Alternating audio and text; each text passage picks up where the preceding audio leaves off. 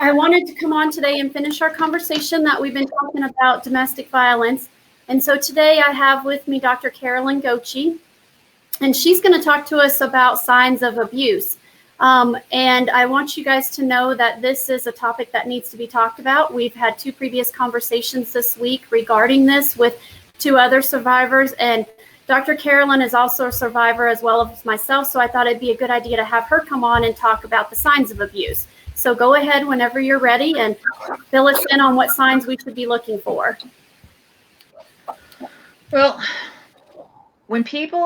so signs of abuse, abusive relationships aren't necessarily significant others, aren't necessarily romantic relationships. You can be in an abusive friendship. You can have an abusive work partner. You can have an abusive boss. But the most common one that people are aware of is domestic abuse, where your romantic or significant other is being abusive to you. But that doesn't mean fat lips, black and blue eyes, broken bones, ER visits, or accidentally falling. There's lots of other signs for abusive relationships. And it's not always men abusing women. Men are also victims of domestic abuse. So yes, I'm a woman, Jennifer's a woman, and the Rahab Center deals towards women, but men need to also know these signs of an abusive relationship. So my experience with abusive relationships is kind of different than most others. I didn't come from a broken home. I didn't have abusive parents.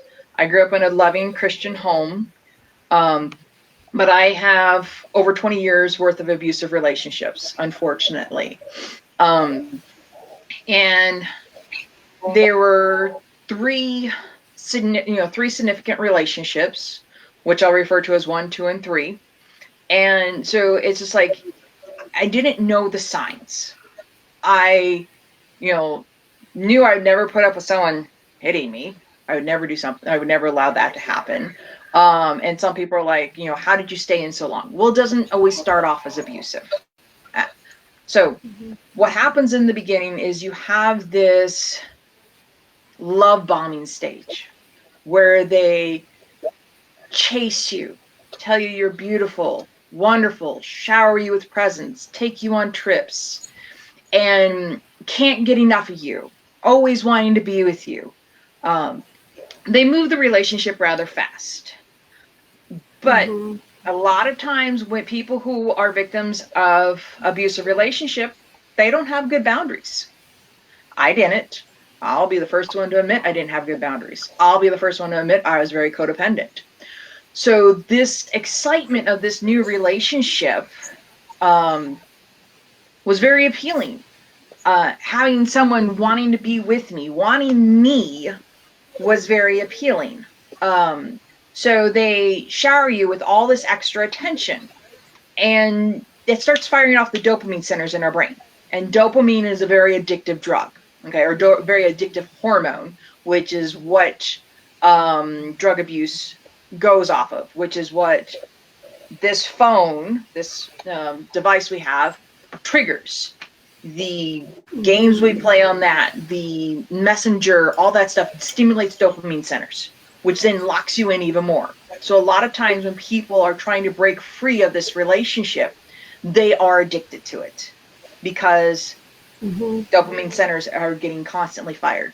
So relationship is wonderful. The person is treating you well and you're also in love and this is great.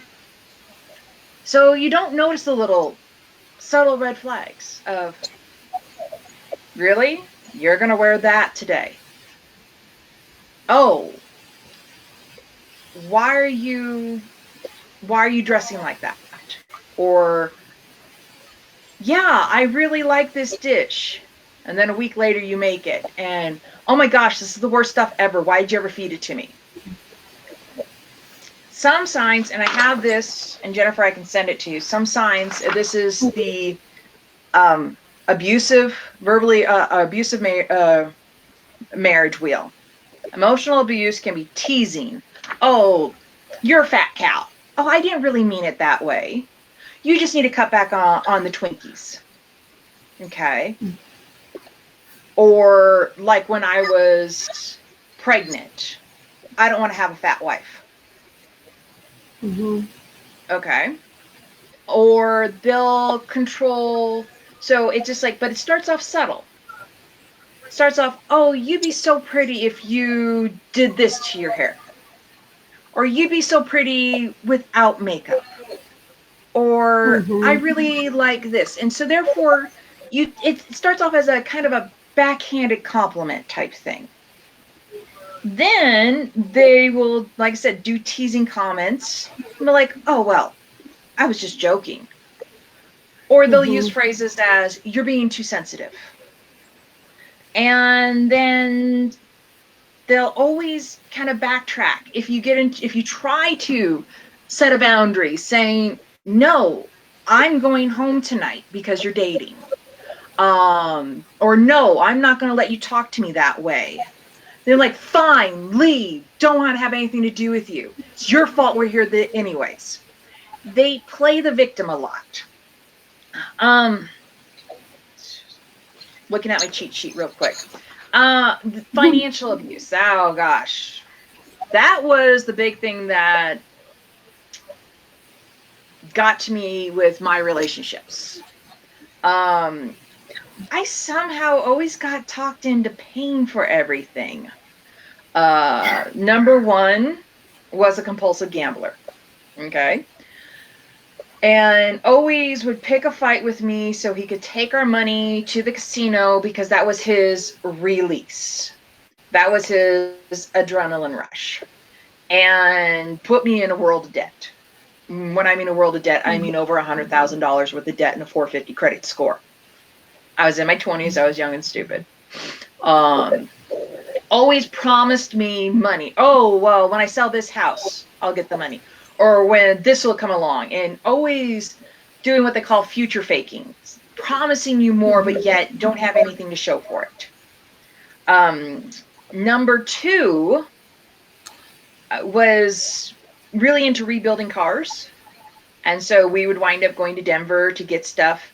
And at first, he would drive and I would pay for the hotel room. You know, seemed like a fair split because of how expensive gas was and everything. And then he talked me into getting a better vehicle. So then we were taking my vehicle and I had to pay for the hotel room. And then if I wanted to have breakfast, that was more than just a Danish, I couldn't eat it in front of him, but if I did, then I'd have to pay for his as well. Because the Marriott served a nice brunch. So that was the way, an example of financial abuse, and the second one was also an example of controlling the food I eat, and I'll get more into that too. And then like number three kept promising me that he was working, but we kept going further and further into debt. All these relationships, I started off with savings accounts, I started off with 0 credit card debt, and they all talked me into buying things, paying for things. Number two talked me into upgrading my snowmobile every single year. Talked me into buying a 4-place snowmobile trailer. I'm a single woman. I had no reason to have the 4-place snowmobile trailer when I only rode 1 snowmobile. But somehow I wound up with a 4-place snowmobile trailer, 2 snowmobiles, and it was my vehicle that was towing the snowmobiles too. So, all stuff I didn't need, thousands and thousands of dollars that I was convinced I had to have if I wanted to have this relationship. So it's just like they'll talk you into spending your money in a way that you're not comfortable with. And you do it because you're in love. You do it because they wouldn't steer you wrong, because they love you and they're looking out for what your best interest or our best interest. And really all they're doing is looking out for themselves. Women, if he is not willing to spend the money on you, you shouldn't be spending it on him. And this whole, oh, we're going to do it 50-50. No, that's bullshit. I'll tell you that right now. I'm part of me, but it is. Because if he really does love you, he'll spend money for him and you. If he really does love you, he will put you first. And that took me a long time to realize. If he wants to go snowmobiling with you, he'll provide the tow vehicle. He'll provide the sled. He'll provide the means to do that and take you up. Not making you pay your own way. Yes, it was fun and it was a great time, and I'm glad I had those experiences. But I didn't have to spend $20,000 over the course of 5 years in order to have those experiences. $20,000 I didn't have, mind you. All right. Controlling your food. That's a huge one, and people don't realize it. Number one was a diabetic, okay? And when I say number one, I'm talking about the first long-term abusive relationship. So I would try to buy healthy food because I was with him when I was in chiropractic college. Okay, so I would, buy healthy food. Then he would come home. If I didn't have cookies, cakes, ho-hos, ding-dongs, whatever in the house, he'd yell at me. And I'm not talking a little bit of yell at me. He would yell at me to the point that I'd be in tears. And then I would have to go to the store at 9, 10 o'clock at night and buy those things. But yet whenever we were together at my family, because that was the only time I was allowed to be around anyone, and we'll get to that on how they do isolation, he would always be like, oh, I can't drink that because I'm a diabetic. Oh, I can't eat that because I'm a diabetic. Oh, I can't do that because I'm a diabetic. But yet at home, he was completely different. That's a big thing. When they show one image in public and another image in private, that's another big red flag. Okay. So number two, he would control what I could cook to the point where I just stopped cooking. Now, anyone who knows me knows I love to cook. They know I love to bake.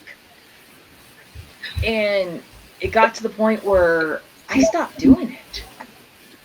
And I forgot how much I enjoyed it. And again, people who know me know how much I do it. I make homemade cinnamon rolls every single week. And I have for a couple of years now, because I have a child. And that's what we do for breakfast. I bake stuff from scratch. But for number two, he was always, oh, I can't eat that, I'm on a diet. But yet he'd be stuffing his face full of chips later on. Chocolate? Why did you make something out of chocolate? I can't have that. Fine, then don't eat it. I just saw you eat a Snickers bar 30 minutes ago, though. They will give you mixed signals. And they'll be like, you are putting on a few extra pounds. Don't you think you should probably cut back? So those are some examples. Number three, by the time I got with him, I found out I had some food allergies and, knew there were certain foods I couldn't have. And then, so I remember, his first birthday, I was like, wanting to make a pudding that we could have. And I go, hey, I found this pudding I can make out of coconut milk. He goes, okay, that's great. Can you eat it? Yeah, sure, I can have that. That's not a problem. See, I found it and I made it from scratch and everything. The following year, he yells at me like no other. Okay, I can't believe it was my birthday. You made me that shit. And just like, and I'm like, here, it's a year later and I'm just practically in tears. And this was when he was on one of his abusive cycles. And we could talk about that a little bit too. And it's just like, throwing at me that, because I asked him multiple times, are you okay with this? And he goes, yes, as long as you can eat it too. So I was making some dairy-free stuff. And then just got to the end. He's like, no, that's horrible. That's horrible. And it got to the point, like I said, he threw this huge fit a year later, and saying, I can't believe you made that for me. It was my birthday and everything. And it actually tasted really good, but that's besides the point. So it got to the point where it was just easier for me to start cooking with dairy and start eating dairy and causing myself to become inflamed, which would then cause weight to be put on, but he didn't want to have a fat wife. And so, but that would just became easier. Plus, I like to hunt. I had wild game. He'd rave about how good the food was, and I told him I put elk in it, and he'd be like, "Oh, that's disgusting. I can't believe you did that." You know, it got to the point where I couldn't cook with elk. I couldn't cook with pork. All I could cook with was beef, and it had to be lean beef, which I was okay. I understand that, but lean beef is really expensive, and this is a person who wasn't working really. So it just, you know, and I got to the point where I could only make potatoes, beans, and some form of beef. And that was about it. Or if and it had to have cheese on it too. So they really try to control you that way. They control what type of food you put into you. And you're like, oh, I would never do that. Well, if you think the person loves you, and if you love them and you're wanting to please them, because I was a people pleaser, I had no boundaries, I was codependent, I was horrible. I am not the strong, confident woman you see in front of you today now. You will do things out of love. And that's just, you know, because you start off in this honeymoon stage, everything's wonderful and it's just pleasant, and then they start to insult you a little bit, and they start to push away, and then they just stop talking to you altogether. They give you this silent treatment, but yet they expect you to be over there, because if you don't be with them, then you must be out screwing around on them. And then all of a sudden they blow up at you, call you a whole bunch of horrible names and everything, and just, you know, and then the next day go back to, oh, you're wonderful, I love you, you're just so great and everything. And they just do this trauma bonding thing of yelling at you and then treating you great, and this back and forth, you know, manic type way just makes it really hard, you know. And then, you know, but like, you know, so I talked to you about financial abuse, talked about how they control your food, you know, telling you you're overly sensitive. And I'll send this copy of this to you, Jennifer, but, you know, some red flags of an abusive person. Like, one red flag that I would have never thought is someone who pushes to have sex with you on the very first date. If you're like me, you are. I've gotten into romance novels over the course of the last, you know, 10, 20 years, and I now realize that's because my personal romantic life sucked. And in a lot of those romantic novels, men will go, the hero will get the heroine in bed pretty much on the first date, and it's love at first sight, blah, blah, blah. Real life, that's not how it works. Real life, if the person pushes sex on the first meeting, on the first date, that is pushing boundaries. That is a way of them trying to get you locked to them. That is a way of pushing the, you know, stimulating the dopamine and the oxytocin centers of your brain and that sort of thing, and make you think you're in love, because if you have an orgasm, you stimulate oxytocin and you get the love hormone going. But they push that stuff, and they push sexual intimacy very fast and very often in the beginning stages of the relationship. That's a big red flag. Something I didn't know. And being raised Christian, it was my dirty little secret. So, it's just one of those, if a person truly respects you, they won't push those things. They won't push you outside your comfort zone. If a person truly respects you, they will court you accordingly. They will get to know you. They'll allow you to have personal space. I mean, I remember there were times when if I didn't check in every so often when I was trying to have friends, or when I was out and about in town, I get accused of screwing around on a person. Oh, isolation. They pull you away from everyone. You're not allowed to have friends.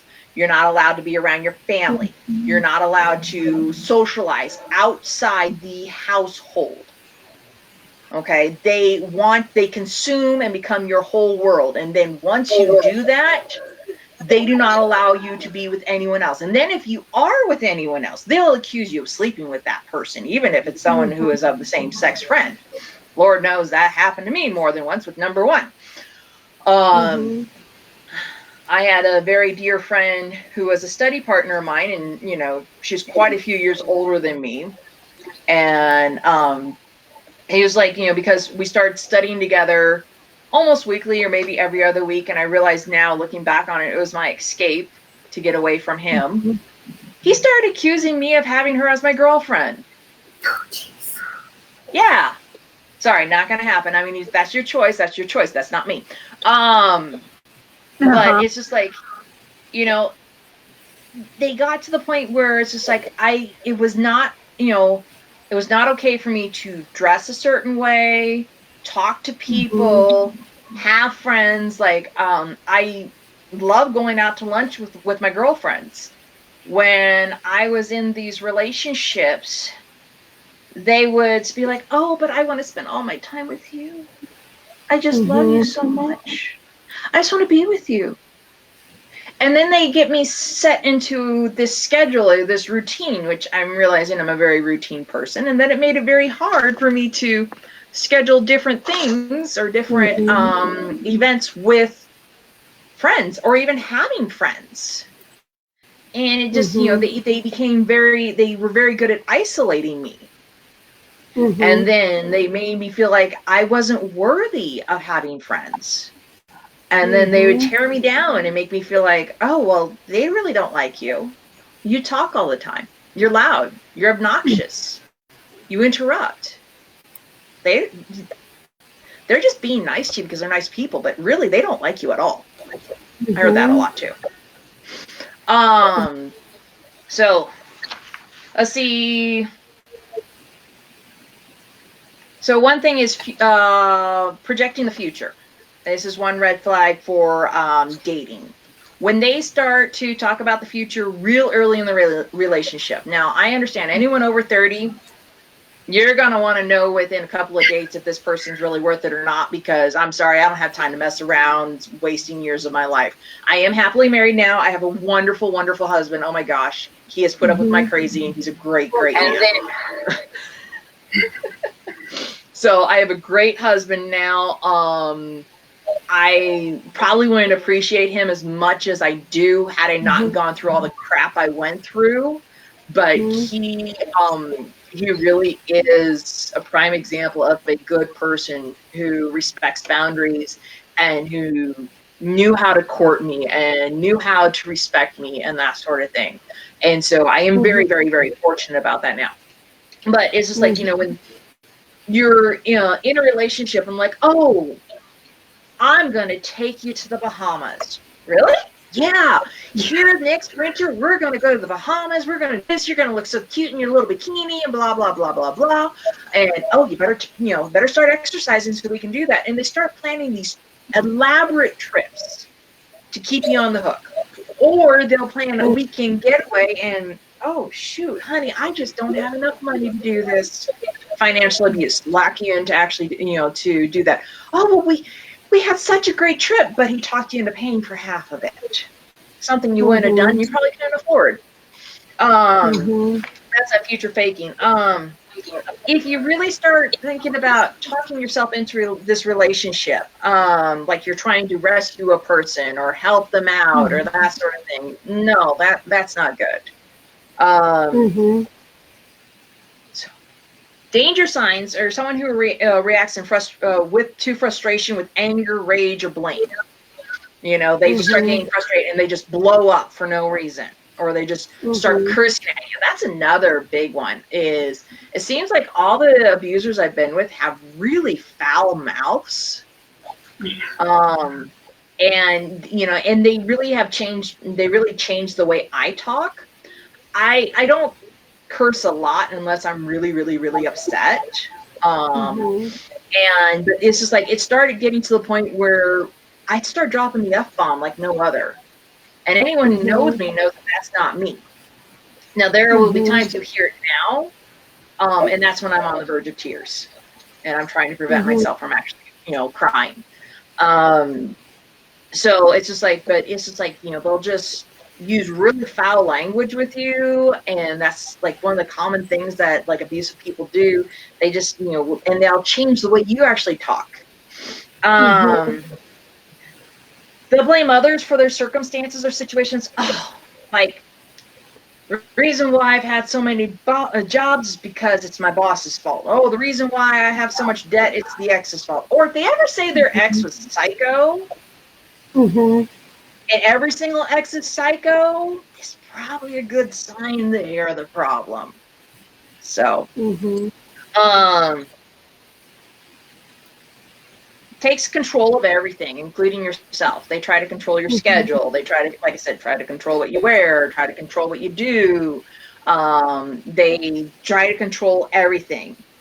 And it's just like, a lot of these people can't really show emotion. They'll reflect the emotion back that you have. They'll mirror your emotions. So it's just like, oh, he just seems so perfect. We seem to have so much in common. Really, he was reflecting back onto you what your greater qualities are. So, I mean, great. You fell in love with a wonderful person. You were falling in love with yourself, and you really need to work at doing that. Okay? Because going back to what causes a person like myself, who didn't come from a broken home, had 2 loving parents, wind up having 20 years worth of abusive relationships, 3 very serious ones. Had that happen, I was codependent. I didn't have boundaries. I didn't know what codependency was, but I was very codependent. I very much wanted to be with someone, wanted to be wanted, needed to be wanted, that I'd see this huge mess of a person, and I go rushing in thinking I can fix it, because codependents have to have, are attracted to chaos because they have to have order. And it was just, codependents are very attracted to these type of people because they're just a mess. They really are. And you would not think that I'm an organized person if you would ever, would have ever seen the way I kept my house back then. Because, codependents thrive on chaos. Because they are trying to get order. And so that's how they operate, but they also short circuit at the same time. And my boundaries stopped. Professionally, personally, that's one reason why the men I was with were able to talk me into buying stuff. I mean, from a professional stance, patients saying they're in pain, I was working myself to the bone, I was working late, I was going in on the weekends, I was doing all that stuff, and I wasn't taking care of me. And all that stuff just really beats you down. I mean, you have to learn how to draw a line in the sand and be like, I'm not going to step over that line. This is where it is. I might get right up to it, but no, if I'm closing my door, if I'm not available on this Saturday, I'm not available on this Saturday. I don't care if I'm at home, not going to go in. And there were a lot of people who didn't like that, because they got used to me always jumping and being there whenever they needed, but they weren't appreciative. People who are worth it will appreciate and respect your boundaries. Yes. People who are worth it will recognize that, and they will prove to you they're worthy of you. Do you have anything more you want to say, Jennifer? Because, I mean, I could go on many different tangents. Yeah. There's a lot to cover with signs of abuse. If you can get me that cheat sheet that you have, and then I can get it posted on this thread for everyone to see. So that was a lot of good information, and you are correct. Boundaries are critical. Boundaries are the first step. You have to have boundaries. So, Dr. Carolyn, thank you so much today for your time and taking the time to come on and talk about this. If any of you have any questions, we'll get her website put in the thread here, and then you can reach out to her. And if you want to talk to her some more about this, I'm sure she'll be happy to. So thank you guys so much for your time today and for joining us. I really appreciate that. And we'll get that cheat sheet posted just as soon as I get that from her. So thank you so much again for your time, guys. And I hope that this was informative to you. And we'll talk again soon. Next week, we have some more topics coming up that I really think you're going to enjoy. So be sure to join in. We'll start those topics on Monday of next week at 4 o'clock. Have a great weekend, everyone. Bye. Thank you, everyone.